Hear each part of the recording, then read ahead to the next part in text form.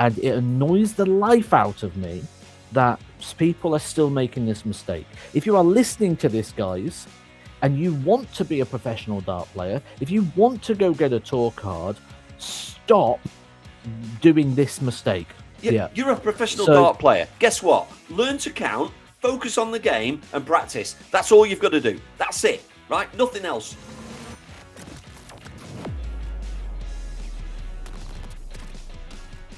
Here we are, Matt. Another year, and we're still together. It's incredible. It's 2026. Happy New Year to all our listeners. It is incredible, to be fair, that I've managed to put up with you for this long. Like, although I did see a comment. I normally don't read the comments that often. I wait till you read them. I've got a habit now of saying, like, certain times a year I stay away from comment sections because you get a lot of tools, shall we say. So this is the time of year I tend to, but on the pod I thought, no, I'm going to come in here. And I saw someone like say like, oh, Matt's rant about Andy there. That's like, yeah, you're right. I hate him. Yeah, absolutely. And and your missus doesn't get it, does she? She doesn't get it. Within 20 seconds of me ringing you, she's like, Matt, will you leave Andy alone? Like, you're straight onto me, aren't you? This, if you think this is Matt just for the podcast, oh no, this is him 24/7. I'm used to him by now, but I've got broad shoulders. I can take it, and it's all good banter, Matt. It's all good banter. So I'm sure you've had a good Christmas. I'm sure you went to the toy fair and spent extreme amounts of money because I saw some pictures. I actually was a little bit reserved. Now, part of that's because a lot of the things I was really looking for wasn't there. Like, I really want some graded Hasbro wrestling figures. That's the thing I'm really looking for at the moment. And a lot of the stuff I've already got now, so it's harder to find stuff that I want. But I got a great deal on 7 Power Rangers Megazords. Some of them I only need for parts. So, like, some of them, they had, like, instructions in them. They had, like, a sealed bag of pieces in there. So some of it I'm going to just take bits out of. I'm not going to actually use the whole Zords. But, as you know, Andy, I have finally won the credit battle. As someone who doesn't traditionally deal in credit, if I want something, I buy it. I've never been of that generation of credit cards, finance, and things like that. Hate them. Hate the credit card generation. If you want something, save up and buy it has always been my attitude. And I think that's installed to me because I had a very old school father who was very, if you don't have the money, don't buy it. And that's always been stuck in me. So I was going down the road of basically trying to save up enough money for a house and then realized how much easier it is with the world of mortgages. And there's, I've been battling it because obviously the issue has been, I have no credit history. So I've had to kind of build that. And I've now got to the point where I've finally got my agreement in principle. So I've kind of got to be a little bit careful at the moment with splashing on the toys, retro games and things like that. So yes, I got some bits, but I was cautious. Back to the old Edgar. That's all. That's all you need to do, mate. Back to the guy that I met 2 years ago. But Merry Christmas to everybody as well. Hope you had an amazing time. I think it's time really to show my Christmas present, Matt, because we have a bit of a Secret Santa at Mission, and somebody decided it would be great to get me this.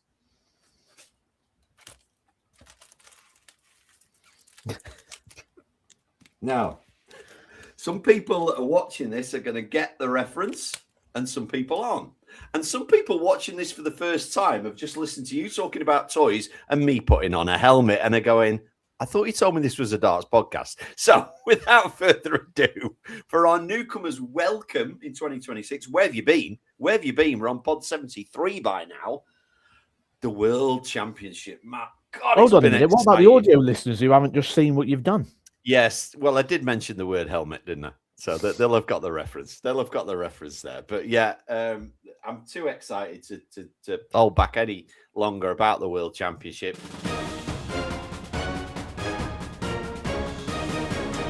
I kind of say every year it's the best ever. Talking points. Obviously, we talked about Cam Menzies last week because that was early on. That was the first talking point. None of the ladies got through. I think that was a bit of a talking point. I think Bo was expected to. But some new names, Matt, that are new to me that I'm like, where have these guys come from? Look, you said Ryan Searle was going to have a run. You said he was playing well. Fair play to you on that great shout. I know he's a mate of yours. I'd also like to just interrupt very quickly to say good luck to our editor in editing this one, right? Because there's no segments today, Matt. This is Matt and Andy old school. There's no segments. Oh, no, I'm not even talking about the segments. I'm talking about in production, in any sort of broadcasting, you find levels. So I would talk for a bit, you'd find out what the levels, so everyone's microphones are set differently and all go. What Andy's deciding to do today is mess those levels up, because 1 minute he's here next to the microphone, then he's back here, then he's back. It's like he's on one of those rocking horses and he's going backwards. It's like a nodding dog. Matt, so good luck trying to get the levels on this one. You know by now, you just hit that button that says auto sound. We understand tech these days, don't we? Auto sound. Auto cue. You know? It just sorts it all out. It does. But let me kick off with a couple, because I know I always want your insight on these, because you know the players. You're more involved with them than I am these days. Justin Hood, where's he been? Where's he been hiding? So do you know what, right? I'm very, very aware of Justin Hood. I covered probably his first week when he played at the Motor Super Series as I was a commentator and a pundit there. He was okay. He developed as a player during the Super Series to an okay player. I think when he got his tour card, I was probably a little bit surprised. I would just say Justin Hood was one of those players who you'd look at and say, he'll do well to keep it. He'll enjoy his 2 years, he'll develop and he'll learn from it, but he's going to develop enough. Then he's had his year. It's not been the greatest. It's debatable whether if they didn't change the ranking system and add extra World Championship spaces, if he'd even be in the tournament. So there's questions there. And then he's gone to the World Championship and he's been the second best player of the tournament, not because of the story, because of the standard that he has played. Yeah. Justin Hood has stepped, and this just goes to show it's not what you've done, it's what you're going to do. And what we need to stop doing, certainly as fans. Now, we can be guided by things, absolutely. But as fans, we need to stop he's got no chance because of what he's done. Because what this is doing is this is reminding us. People like Justin Hood are reminding us that the future is where we need to look. We need to look for the potential in somebody, not what they haven't done yet. And it's easy to judge someone and go, he's lost first round of the World Championship the last 3 years, but have they shown potential? Bo Greaves is the classic case of this, because we look at Bo Greaves, who's never won a game at the World Championships, and people think she should be in the Premier League. Now, that's because you can see the potential. Yeah, because you can see potential. And what I urge people to do, and what I think Justin Hood has urged us to do as well, is to really look for the potential in someone rather than looking at it's easy and lazy to look at someone's results and go, they won't do that because of that. But actually, what have they shown? Actually, he might not be doing well, but look, he's averaged 100 there. He's averaged 110 there, so he's got the game. So it's in there. Who's to say it's not going to come out at a certain time or come out consistently over a 2-week period? Would he have been on TV before, Matt? Would he have played in the UK Open? The UK Open. Which is, I mean, is he maybe? We've talked about this on the pod many moons ago, even. Is he maybe a big game player? We've talked about this, that certain players were floor players. You know, they're incredible in the Pro Tour. Wes Newton, great example. But never really did it on TV. And then we've had players that, once they've had that little bit of TV, have just been incredible, but actually don't do anything on the floor. Is he potentially a big game player? Or does he just not care? And by that, I mean, of course he cares. But to some of us, we're big darts fans. I'm one of them. I watched darts my whole life. I went to the World Match Play as a child. To me, I was living my dream by doing so. To Justin Hood, is he just playing a sport?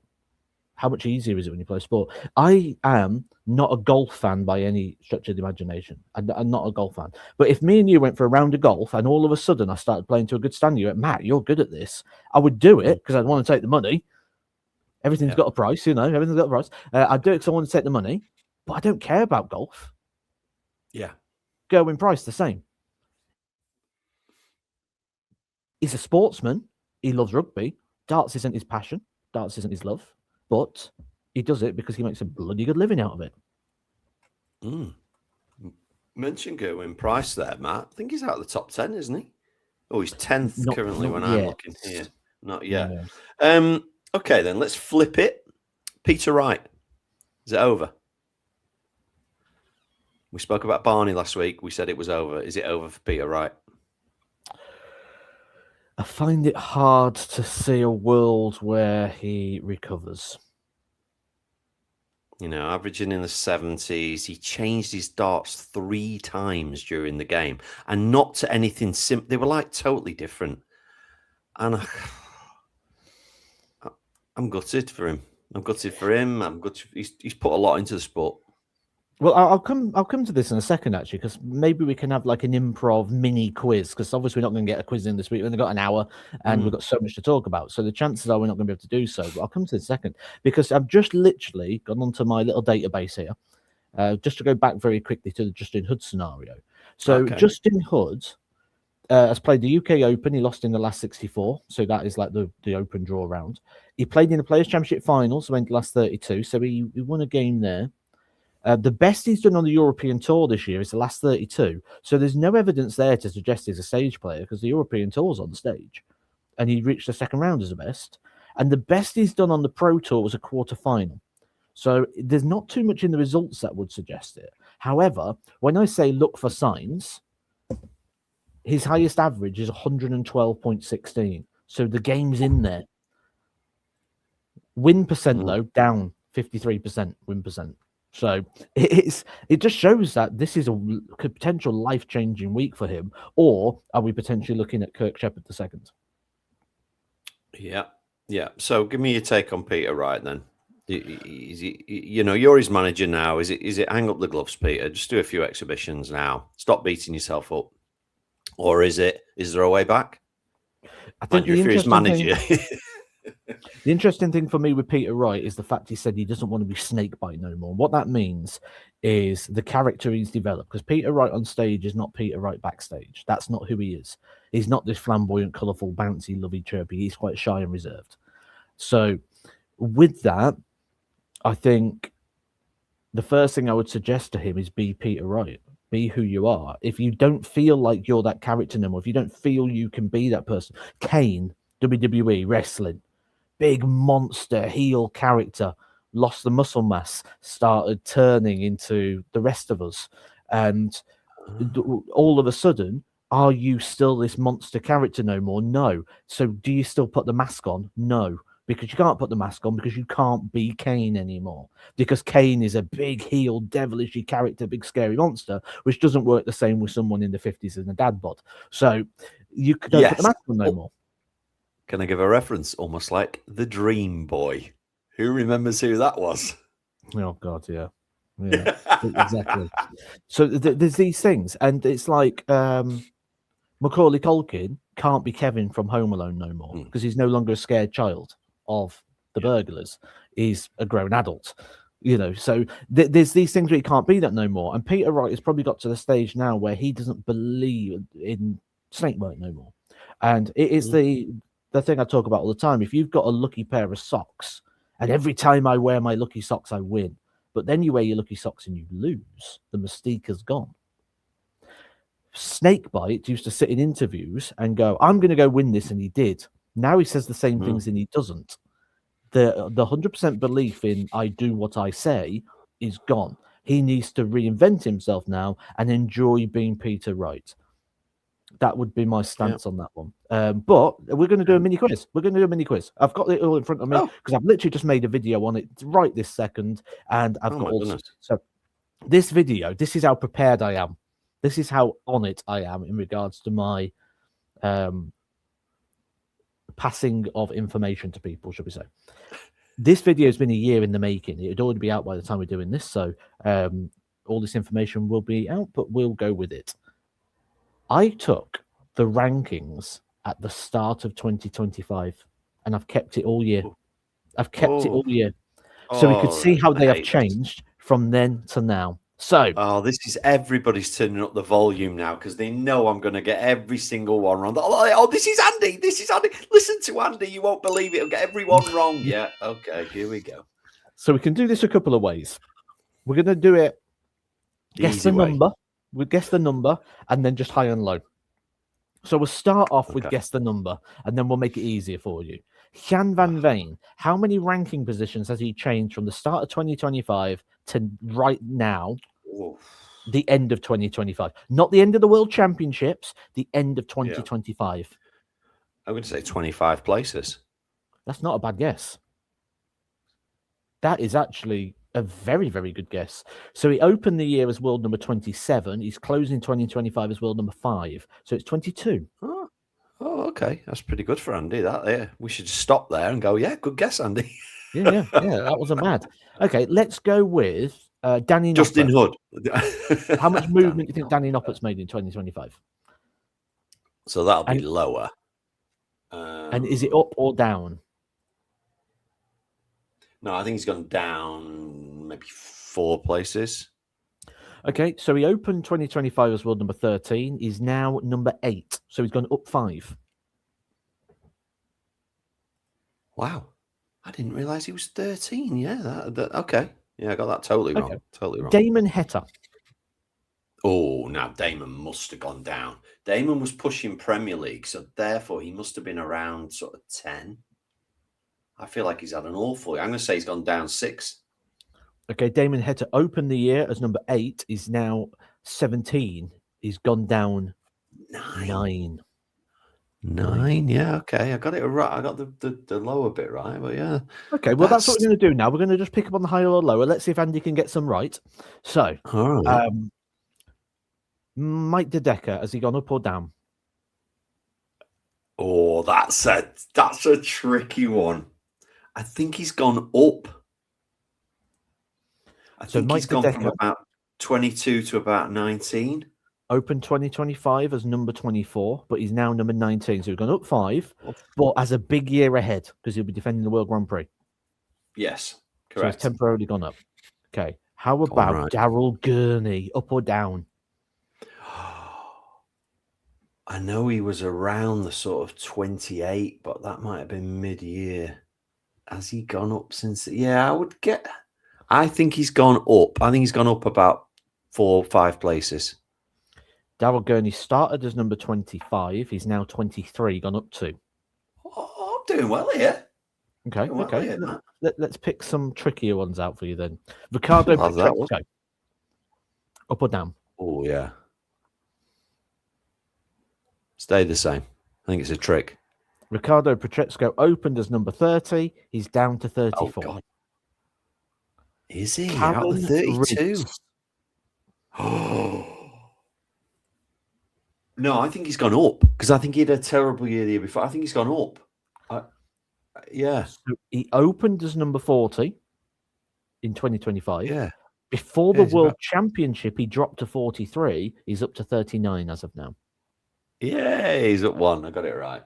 I thought he was actually up more than that. But he started looking like he might be back to some sort of format. So, Alan Sutar. Suits will have gone.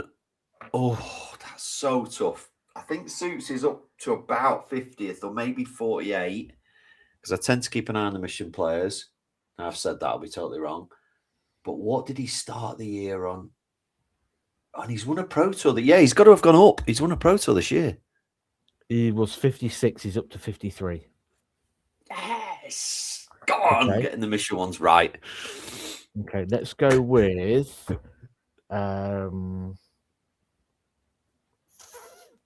look at him trying to make it so difficult now.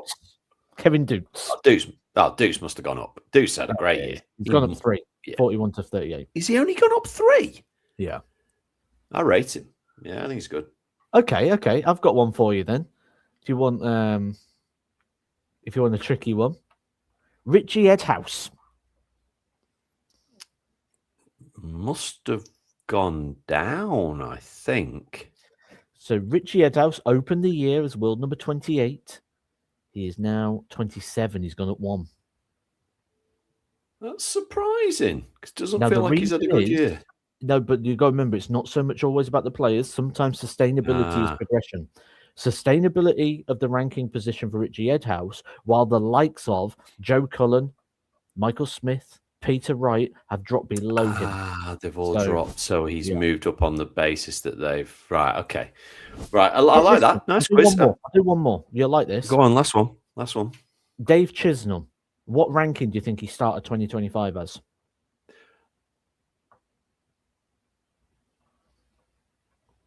Right, he wasn't in the Premier League. I think he started as 12, and I think he's down to 22.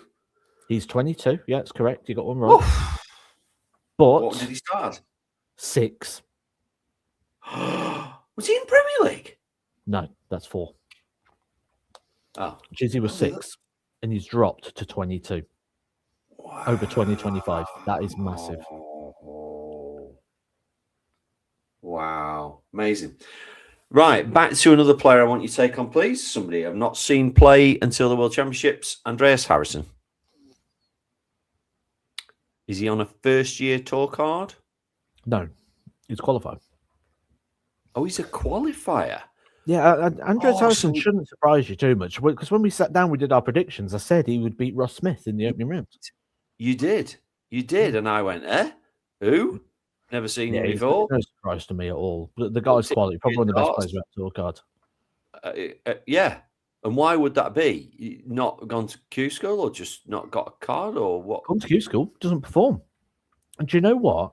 I actually had a conversation with Andreas Harrison in February this year or March this year, and I always had a bit of a go at him for not achieving and not getting a tour card.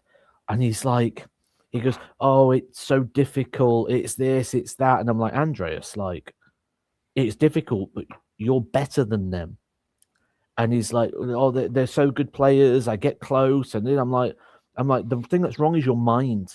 Your head's wrong because you are better than this. And we had a really, really deep chat about things. And I've said this before. I had a conversation with Mission player Cam Crabtree. I've had a conversation, a very similar conversation with other people as well, and it annoys the life out of me that people are still making this mistake. If you are listening to this, guys, and you want to be a professional dart player, if you want to go get a tour card, stop doing this mistake. Pause right now.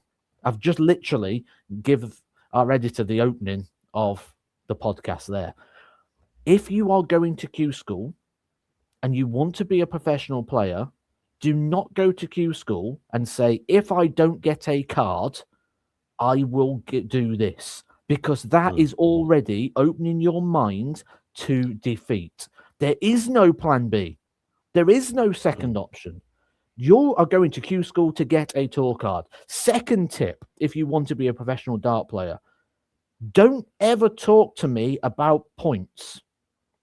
Points are for people like me who are going to sit and make videos on Q School. Points are not for players.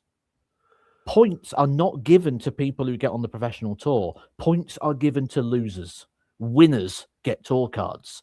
If you lose, you will be awarded an amount of points. That is a safety net. It is a backup. It is not a goal. You do not go to Q School and say, I need 2 or 3 points a day. That will get me through. That is aiming to fail. You are setting yourself up at a position to lose. You are not going there to lose. Get out of your head the chance of losing. Yeah. Now, I might not have been the best art player in the world, but I had one of the strongest minds.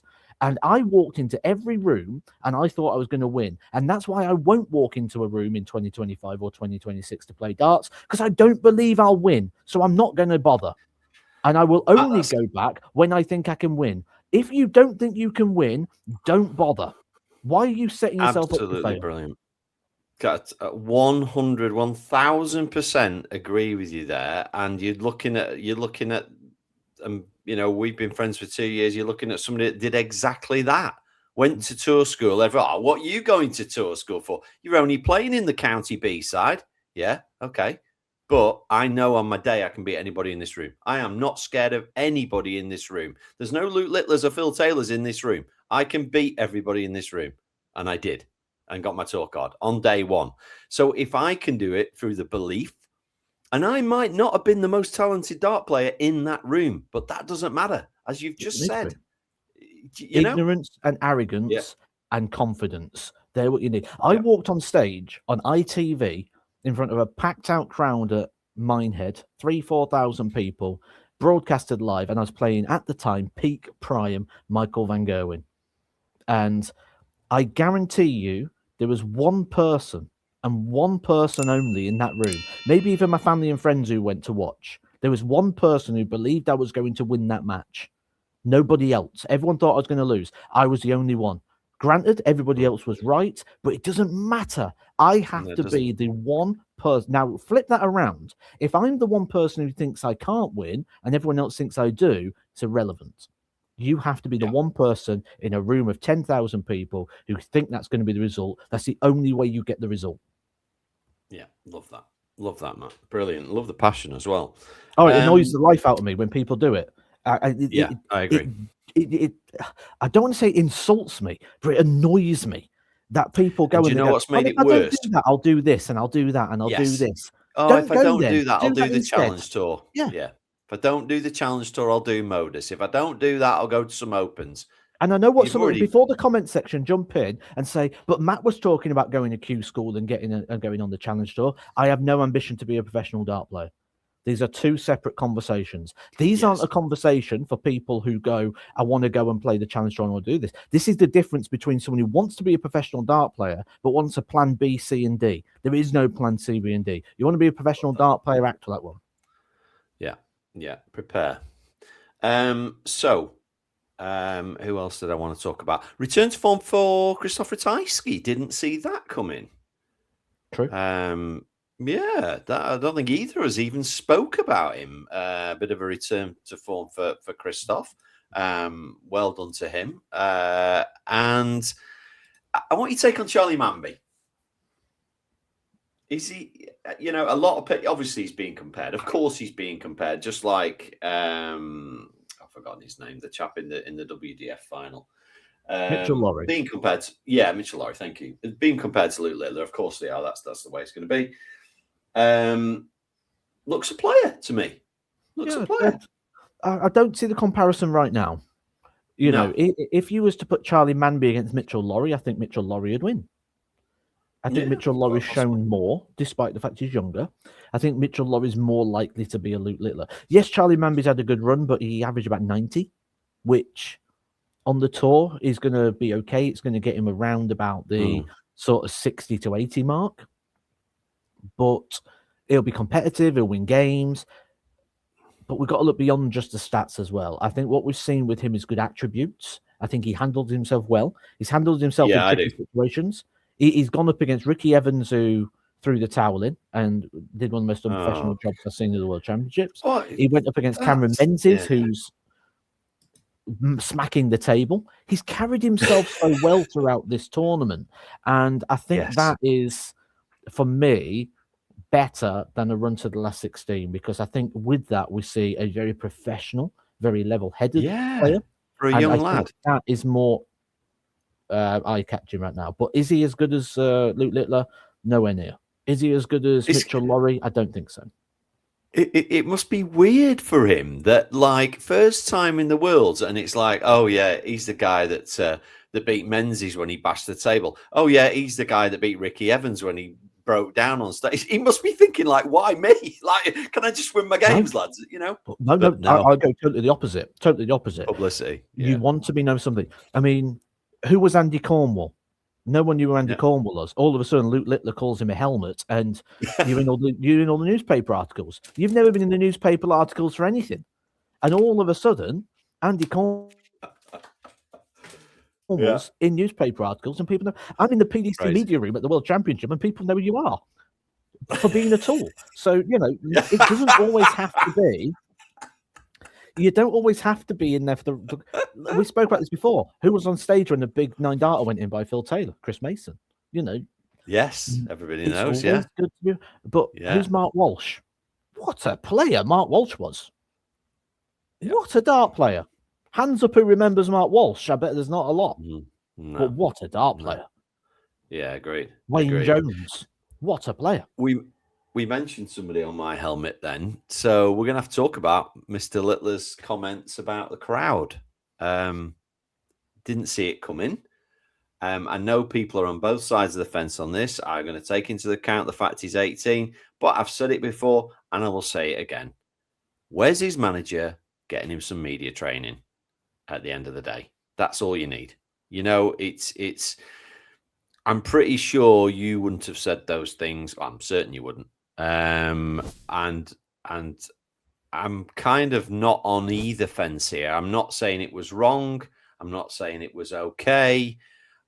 I think it was unexpected. And you're right. What will it do? Make more people talk about Luke Littler. Yes. And the World Championships. So it's interesting for me because I see this two completely different ways. I mean, as far as what I feel about the comments, I actually like the fact he bit back in a sense, but I think he should have sustained that to the people within the room, because the way he did so, it did make it a little bit universal to crowds in general. And what that does is that allows the snowflakes sat at home who want to be offended by everything to go, oh, I bought tickets to the darts. He's insulting me. No, he's not. Grow up. Like, that's not what Luke Littler's doing at all. Luke Littler's having a pop back to what clearly was a section of the crowd to the right-hand side of the stage who gave him grief the entire match. He basically wanted to bite back at them. No problem with that whatsoever. Don't jump in and try to be offended on behalf of everybody else. I hate it when people do that. Yeah, I do, yeah. Also, what's interesting is the media training idea, because part of me likes the fact he's not. I like the fact we've got a raw, brash, I say what I want, I do what I want, and I don't care because you can't beat me attitude that we'd get with Luke Littler. I like it. If we get Luke Littler stood there prim and proper, giving us all the great answers, I think we lose the appeal of Luke Littler. So I think this makes him who it is. And this just goes to show, for me, how times have changed.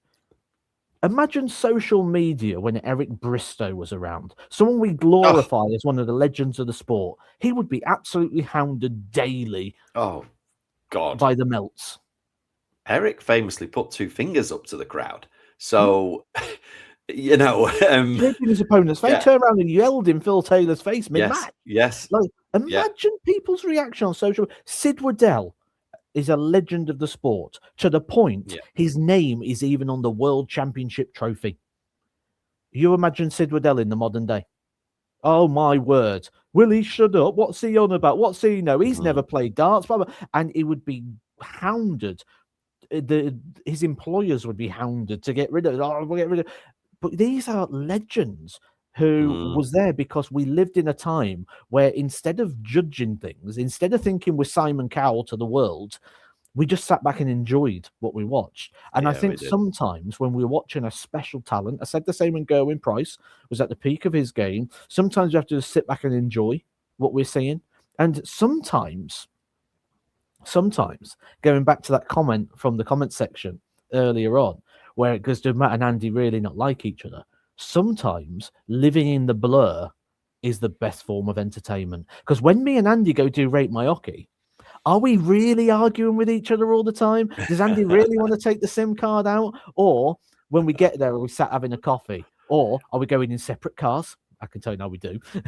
Are we going in separate cars and we only interacting during the filming? Or are we sat having dinner in the evening? Me and Glenn Durant, when Glenn Durant was in the Premier League, was on each other's back all the time. But we'd sit next to each other. And we didn't hate each other. Exactly. Sometimes living in the blur is where you want to be. And I think right now with Luke Littler, we're living in the blur where we go, is that really him? Or are we seeing an onstage brash persona? And the fact we don't know if that's really Luke Littler, is that who he really is, or is that who he is on the stage? That to me is entertaining. And for me, that's why I wouldn't want to take that out of him with any form of formalized training. Okay, love that. Great take. It's his time for my rant of the week, but it's about the darts in the World Championship, so it's so relevant. I've briefly spoken about this in the past. You will have seen it because I know you've watched a lot of the World Championship, so I will definitely need your take on it.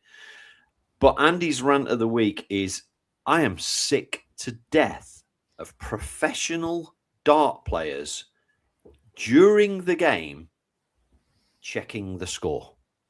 If they, oh my God, I actually counted 6 of the top 10 players in the world mid-game having to check what score they're on, and even throwing their first dart and then checking what score they're on.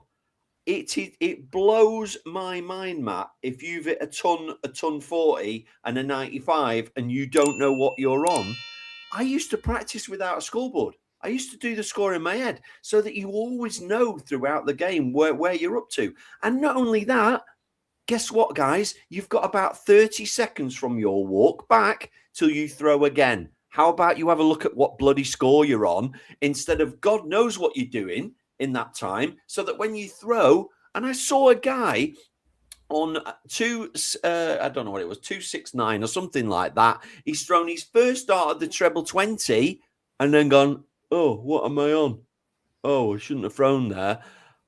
Matt, what? You're a professional dart player. Guess what? Learn to count, focus on the game, and practice. That's all you've got to do. That's it, right? Nothing else. You can go and play in your PlayStation the rest of the time if you want. For me, for God's sake, know where you're up to on the stage. So I will give 2 bits of defense though as well in that. So there is I'm 100% with you, but there's a couple of things. So the first of one is a lot of the time you cannot hear the referee's call. So you have to be very, very self-aware in regards to where you are in the leg if you was to do that, because you can't always hear the call. Because the where the speakers are crowd facing. So if the crowd are loud, you don't hear it. You don't hear the referee on the World Championship stage. But there's a big screen. Yeah, but to see that, you've got to go to the back to see. You don't see the big screens as such. The other thing is to see the referee's pad. And this is the other thing as well. This is an unwritten rule of playing. You don't go off the monitor. You go off the referee's pad, because that's what the referee goes off. If that's wrong, you can't go. That says that you go off the referee's pad. So you never bother with them because they could be wrong. And if there is, you're in trouble. The other thing is, what I would be interested to know is when this happens, and keep an eye out for it. If it's the players to the right-hand side, you can't always see the pad because you've got the referee and you've got the marker. And the only way you can see that pad is by going left, which you're discouraged to do because you can block the camera over the shoulder. So in positioning wise, sometimes you can't see that pad till you get to the oche. So you may see people come to the oche and look to the right. So if it's the right hand side, yes. If it's the left hand side, I don't get it, because the left hand side's a clear shot and you can get that from the right hand side drinking table. But the right hand side pad is often blocked from vision and you have to sort of check it on approach. But as a professional dart player, I know that you know where you are up to in a game. You might not know exactly the score, and you might need to check, but you've hit a ton and a ton 40. Therefore, I need to set up with my next 3 darts my finishing score. I need to set up a checkout. You know that. So you're aware of it. So as you're walking back, you're thinking, oh, what am I? Oh, yeah, I'm on 263. Yeah, I'm on 26 now. I'm on 301. Right, okay, I need to start on the 20s. Or I need to start on the 19s. It's part of the bloody game. It's like going out to bat at cricket and forgetting your gloves. It's part of the bloody game. You need to know where you're up to. And having thrown a dart without checking first, is just... Matt, what else have they got to do on stage? Well, they haven't got to make somebody's tea while they're doing it. You know what I mean? It's like, it's your job. Okay. I like this. I like rant of the week. I'm going to go for 2. I'm going to stay with you, one on the darts theme, and then we're going to move over to a separate issue. Staying on the darts theme, I'm getting sick to death of the handshakes. At the end of a game, shake your hand, have a chat, shake the hand, have a hug, shake your hand. Yeah. How many times do you shake hands? Just shake the guy's hand. Yeah. Well done, good game, blah, blah, blah. We'll have a chat off stage. I don't want to watch a kiss, a cuddle, and unzipping happening on stage. Like, count them. Yeah. I counted the other day. I counted 11, and that was just what was in shot. 11. Like, I get you've had a game of darts. I get you've been to battle, but leave his trousers on. Like, come on. Yeah. Now, my next rant of the week, this goes out to my Christmas dinner. Now, anybody who's been following me on live streams throughout the World Championship will know that myself, my son, and the missus, we went out for our Christmas dinner this year. We went to a restaurant, to a pub. On Christmas Day? On Christmas Day. Oh, as you know, this is going to be an expensive one. Now, I've been to this pub a few times because we're looking at moving on to this estate. So this would be our local venue moving forward, sort of thing. So we went to the venue. I'll get to the second part in a minute. I'll do Christmas Day first. Christmas dinner without drinks cost £232 for three. For three, without drinks, £232. When it came, I had one. That is correct. One slice of turkey. No. One slice. Is it big? 230. No. One slice of turkey. £232.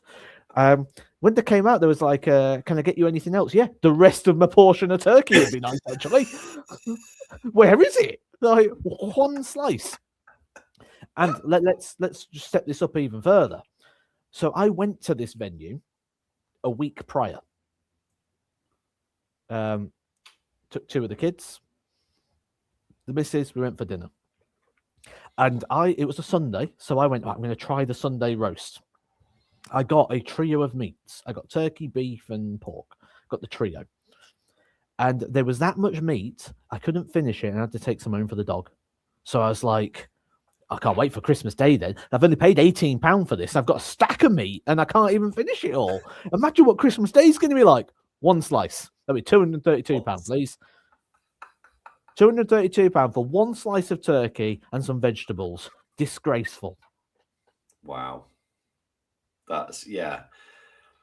I don't really know what to say there, Matt. I mean, I know it's going to be more expensive because you're paying for people to work on Christmas Day and everything else. But yeah, at least give. What would it have cost them to give you another slice? Another 50p? Another quid? Yeah, that's the thing with that. What I don't get about that is it's not a want. They need you to go away satisfied. Because if you're not, A, you're going to tell everybody, like you are now, that you were dissatisfied, and B, you ain't going back next year. Not a chance.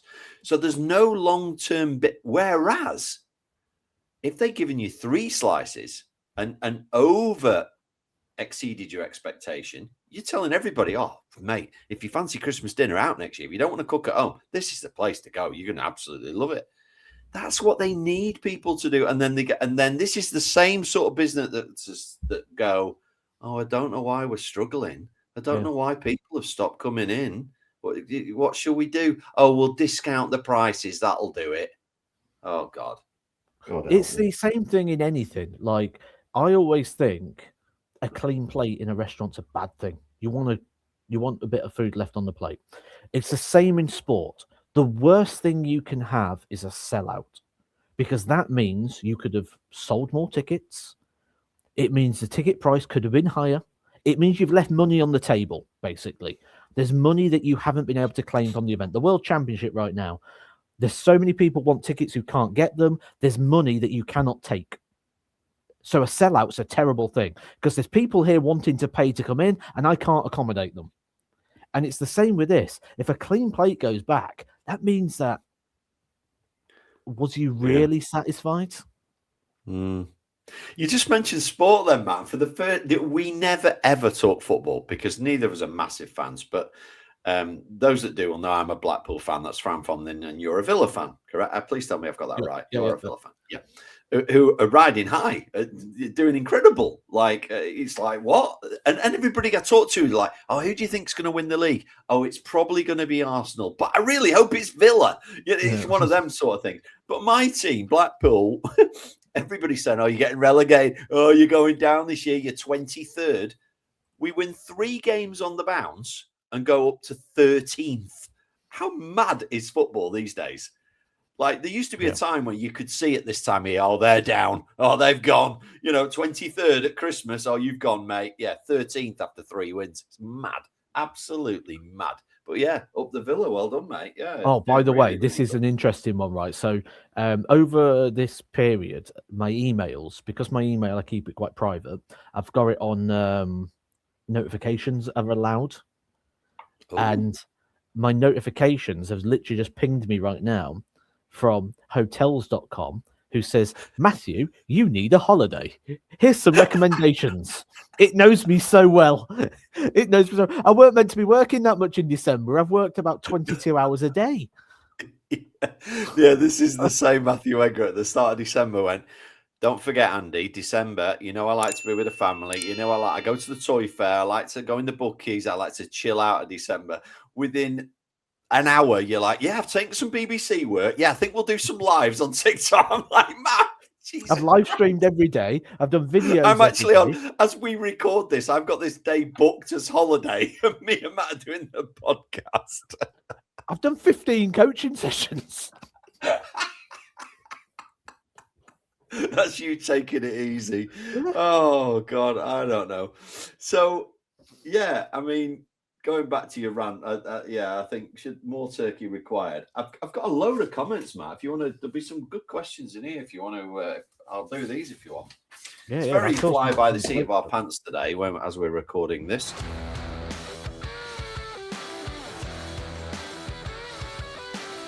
This is from Ali Crawford, who says, Matt has mentioned in the past that the PDC didn't let him change his walk-on song. True. I think he says something to do with continuity. This year, they're all at it. Price, Dobie, Snakebite, they're all changing the walk-on songs. So she's saying, has it changed since your day? Okay, so true and not true, should I say. So it's not. So we've got to remember, like what we tend to do is when we see darts, we just blanket umbrella everything to darts. There are different people involved. So it's like when we talk about the mental health, that's not the PDC's job, that's the PDPA. When we talk about fines or regulation, that's not the PDC's job, that's the DRA. When we talk about things like walk-ons, music, things like that, that's not the PDC, that's the broadcaster, that's Sky Sports. So we get a blanket where we just think everybody's involved in darts, but actually there's loads of different organizations that are responsible for different things. And with this, the reason, so mine was when I wore that shirt right there, the Hulk Hogan inspired shirt. So I got to the second round and I was playing Mensa Suljovic, and it was COVID year. And I said, look, I want to do a walk on where I do Hulk Hogan, play me the Hulk Hogan song. I'll do the hulking up. I'll do the whole thing on the entranceway on the ramp. And they went, no, because at that time I was a developing player and I was going up the rankings and I was doing it and I was showing really good signs that I was going to go and move even higher. And their feedback was, we want people to become familiar with you and have a song that's very recognizable to you. And if you start chopping and changing it and doing these different things, they're not going to have that relatability. So because it looked like I was going to go on to do better things rather than sitting in my office on podcasts with Andy Cornwall, they thought I was going to go up the rankings. They wanted familiarity. Now, the people you've mentioned there have already got that familiarity. So if they do change it for an event or change it for something, it's not like we don't understand who they are or what their thing is, but they wanted to get the song over with me. Did they not say, Matt, can you not pick a song where you can go up on stage and sing a bit and put your arms out? I'm fed up of people doing it, doing the ears. Yeah, give me the ears. Yeah, look. Do you know what, right? I just don't get it, because when they do it, I'm ranting again here. You're going to get me going. When they do it, right, the reaction in the crowd, and this is what they've got to get into their heads. The reaction in the crowd doesn't change because they're doing that. That reaction would be the reaction whether they do something or not. But they're like, oh, yeah, I'm orchestrating the crowd. Look, the crowd's coming with me. No, they're not. You go up there, stand there and fold your arms, and they'll do the same thing. They'll still sing along. Yeah. You are not orchestrating the crowd. You are not guiding them. You are part of the crowd when you do that. If you want to be a face in the crowd, carry on giving it the ears and throw your arms out to the side. If you want to, be remembered, because remember, this is my golden rule. For 45 minutes, you are the most relevant game in the world of darts. for 45 minutes. After 45 minutes, the PDC, Sky, the BBC, TalkSport, all the broadcasters go, we don't care about you now. We care about this game and this game and this game. And as that spotlight moves further and further and further away from you, how can you make sure that people still care about you when that spotlight's gone?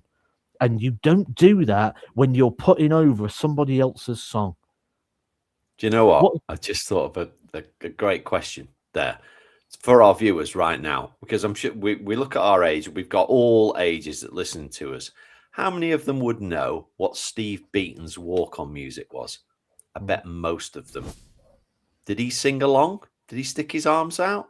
No, it was relevant to him and his nickname and everything that goes with it. Was Steve Beaton a top 5 player in the world? No, but it was relevant to him. And did Steve Beaton come on stage doing that? No. No. And why not? Because that's not his action. That's somebody else's action. It's not karaoke. Don't put somebody else over. Find your own bloody thing. Oh. Finally got to him. Right, Ryan Wood's been on. Ryan AJ Wood. Great podcast as always, guys. 2 questions. Who is the lowest ranked PDC player that you think could win the WDF Worlds? I mean, that's a... Who do we think would be capable of beating Jimmy Van Ski? He's basically saying, isn't he? I'd be thinking probably... Off the top of my head, I'll go Christoph Ratajski. I think he'd beat him. I was going to say William O'Connor, but I'm just looking a bit below him just to see, because I think O'Connor would win that. Yeah, I'd say probably top 32, top 40, something like that. Bit of a cop out. I don't maybe think we need to. Springer. Yeah, maybe. And then this second question is definitely one for you. With Saudi getting a PDC event, what special change would you make to that event? Or is it not needed? There's going to be something. Oh, you know, don't you? This is where he's got the inside knowledge again. You can't tell us, though. He's sworn to secrecy. We'll see what comes up. This is a great question for both of us. James Roberts has been on. James Roberts 8714 loves the content. This is related to my throw, and I thought, oh, this isn't going to be relevant. I recently discovered you can have GPT analyze your darts throw. Do you think this will be of any use? And I'm like, no. So I'm actually doing a video on this, right? So I've basically asked it for. So this comes out in January. I just didn't want to blur it with the World Championship stuff. So I've got a screen record of what AI has said to me. Now, here's my main thing to discuss with this. Remember, AI isn't and doesn't think. It cannot do anything. It has to farm information, and it farms information from people who have put information into websites, Google, whatever it is. So what you're doing is you're getting a collection of data from all these different sources. Who knows what source that information's been pulled from would be my first thing.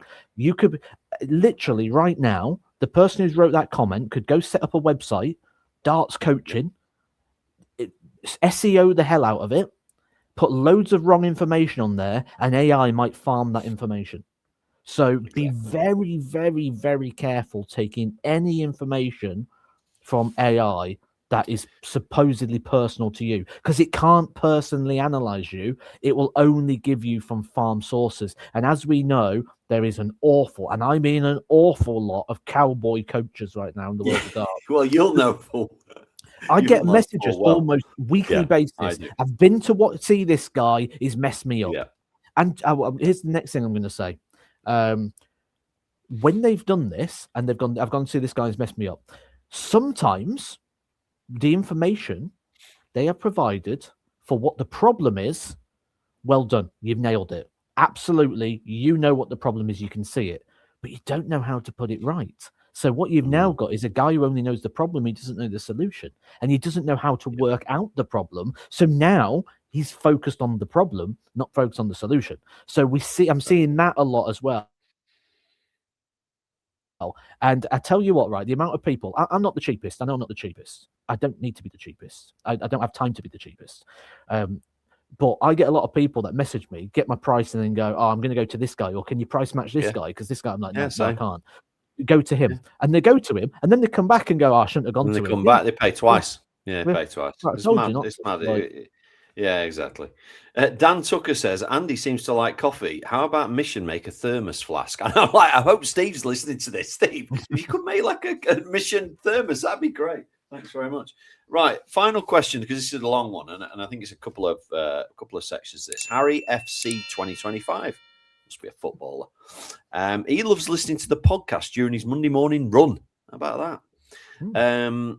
So he's got a coaching question. Is this a chicken or egg scenario? Does a drop in confidence negatively affect a player's throwing action? Or does a change of throwing action come first and this then negatively affects confidence?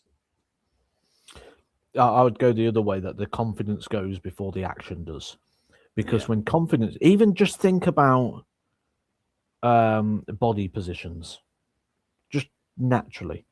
When you're in a position where you're not confident, you'll naturally close in on yourself. When you're nervous, the chances are will cause tension. Tension will change the muscle, will change the fiber, will change the how flexible the muscle is. It'll change how easy it is to flex, retract. So there's lots of things. If you're not comfortable in the situation, how many people will stand with their hands in their pocket? Now, social anxieties. Look at people at the till. No one can stand at a till no more. They're on the phone straight away. Because they need that distraction to disconnect them from the activity all the time. So there's always these things going on. So if you start to feel less confident, I guarantee you're not throwing the same. The chances are you'll then start to hold on to the dart longer because you won't be confident enough to throw and propel the dart. You'll hold on to it a little bit longer. So then you're releasing it later. Because you're releasing it later, you'll then start to push. You'll start to use the wrist and flick at the dart. You'll push with the fingers. You'll do all sorts of different things that will then start to break your throw down. And then you'll go, my darts are landing a bit different. So what I'll do now is I'll just move a little bit further on the barrel. I'll change my grip slightly so the darts land level. But now you're throwing different from the balance point of the dart. So your release point's different. And now you're not throwing the same anymore. And then you'll go, right, well, I used to throw like this. So I'm going to try throwing like that, but now you forgot you've changed your grip or you've moved your stance, or so you end up confusing yourself so much. You just mentioned on the phones there a minute ago, and it made me think about Christmas. I was, as you know, I was out at Edinburgh, and I was out for a meal, and this is honest to God, a family of four sat at the table, two kids, mum and dad. Mum's on her phone, daughter's on her phone, son's on his phone, dad's on his laptop. Sat having dinner. What's the point? Absolutely mad. Anyway, Harry's got a second question. There's no way I could answer this, but you will be able to. He wants to know your opinion on the vague treble-less visit stat on Sky Sports. If you were at a treble 1, does Sky count this as a visit with or without a treble? And if so, then what number is the cutoff point? After all, a treble 7 in a finishing phase could be a good deliberate throw. You could be trying to hit 21. Whereas in a scoring phase, it would be a misfire at the treble 19. What a great question. Yeah, so it's to do with power trebles. So it's to do with power trebles and power scoring trebles. So like 2019, 18, 17. Now, when you get down to that secondary, that finishing phase, like a treble 9, for example, on 67, yes, it's a treble, but it's part of the checkout stats. It wouldn't be part of the power scoring stats as such. It doesn't go part because of the ideally with 67, you won't be looking for a treble. Like, yes, you get the treble as part of the combo, but it's the same with the bullseye. You know, you miss the bullseye and you've gone big 18, and it's up and it's clearly a single 18. It goes in and corrects that and takes that off. So it's there's stats. Now the one that really gets me is checkout stats. That's the one, because you know, when you're watching things on Dart Connect, how do you know what dart it was hit with or missed with? Like, if you won 42 and you've left 40, who's to say I didn't hit big 17, big 5 and miss one dart at tops? Yeah. But it'll probably go down as 2 missed darts. So Yeah, because you're expected to have hit the single. Yeah, that's interesting, Matt, isn't it? I mean, I guess we spoke about Justin Hood right at the start of the podcast. We should finish with his unbelievable 11 out of 11. That cannot have been done. That cannot have been done to have 100% checkout ratio, 11 consecutive legs. That's incredible.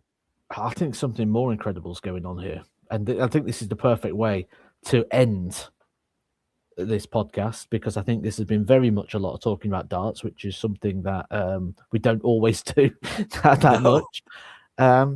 And you know, I'm not very tech savvy and very computer savvy, but when did mice or mouses, like when did they all like lose? I just thought then they used to have balls in them, didn't they? Like now you just get a laser. When did that happen? Like every single mouse is like, where's the ball gone? Yeah. Used to twizzle the ball off, give it a wipe. Like, where's all that gone? Yeah. I presume then now it's now a laser. I'm guessing someone's going to say, Matt, it's been like this for like 20 years. Yes. But... Yes. Somebody's going to say, Matt, well done on joining the 21st century. Congratulations. And on that note, bang on an hour. We've loved it as always. We've loved speaking to you guys. Please smash the subscribe. Enjoy your run. We will be back. Enjoy your run. We'll be back. Keep running. We'll do another 5 minutes for you. Keep going. Keep going.